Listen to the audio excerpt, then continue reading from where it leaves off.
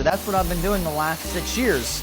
Welding in Washington, Montana, Virginia, Pennsylvania, Ohio, Texas, Oklahoma, Louisiana, all over the country for the last 6 years, making really good money. And because I was able to make such good money welding, I was able to financially set myself up better than anybody in my class, or most people in my high school class. Because I spent 6 years welding and investing money, now I can enjoy to do what I like to do all the time, which is dirt bike ride and teach people how to weld. Now for you, someone who maybe is looking to get into welding, one of the most important things that you should look into in going to a welding school is what certifications do they offer.